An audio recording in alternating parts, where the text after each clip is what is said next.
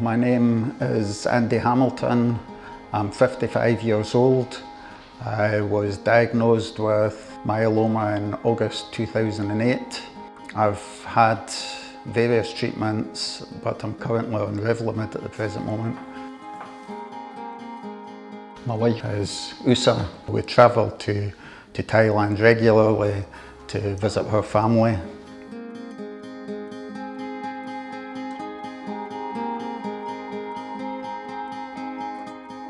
In the first instance of thinking about it, I had a word with my consultant to see what he thought, and he was all for it. He didn't see there being a problem. Obviously, because of my Revlimid, the fact I have to go regularly to get new doses of it, that kind of limited the time span that we could go for. The first trip I went to Thailand after 9 months after my first stem cell transplant. I'd talked to the consultant about that. The main problem was getting all the inoculations and travel vaccines before you go, because you can't get any until after 6 months. Myeloma UK have an info sheet on travelling, which is very useful. It just gives you advice on what you need to do and the best practices really before you go.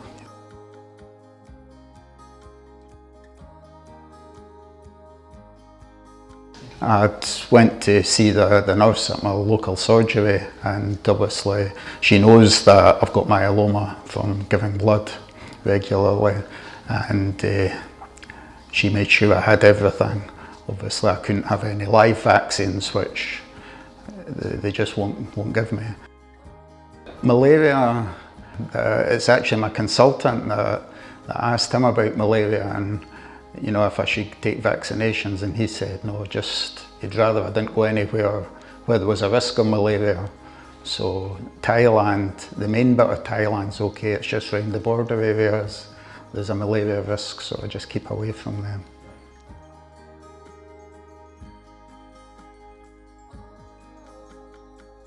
Your travel insurance, you're best looking into it in advance, because it can be quite a time-consuming job finding the best quote, so I wouldn't leave it till the last minute.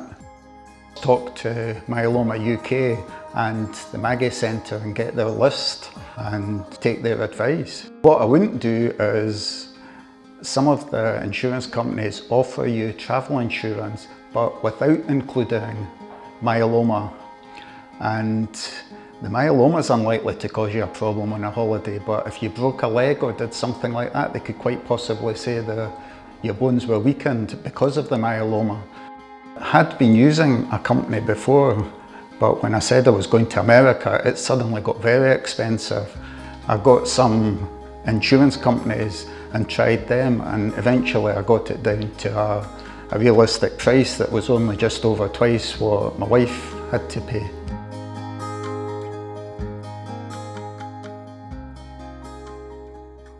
Walking, I do get tired, so you maybe didn't want to walk about every day. Maybe put a bus ride in amongst it just to give yourself a rest, or if there's a day you wanted to go to see something specifically, you could do that as a rest day.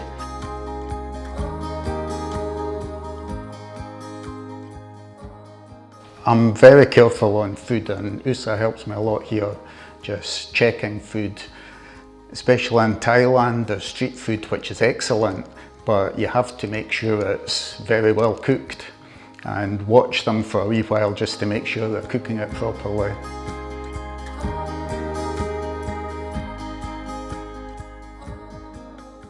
The chemotherapy affects your skin, so your skin becomes more sensitive to sunburn.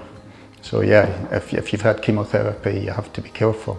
I wear a hat to keep the sun off my head, and if I'm in the sun sitting, I always try and find some shade to sit under.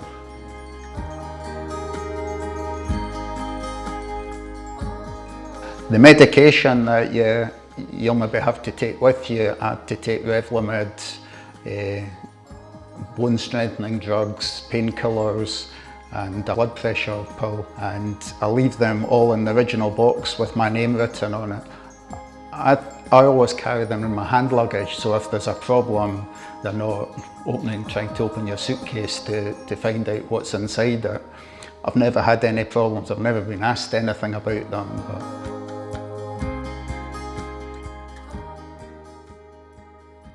Before you go, always talk to your consultants and GPs about it, just to make sure they're happy that you go. They might not be happy at that time, but say if you wait a few months, that would be better timing, but definitely talk to them. If you're worried about it, start off with a holiday in Northern Europe, or maybe even just in the UK, stay in the UK. But you'll find it's not as bad as you think it probably is, but always go with somebody. Maybe even just go on the train rather than a plane if you're worried to begin with.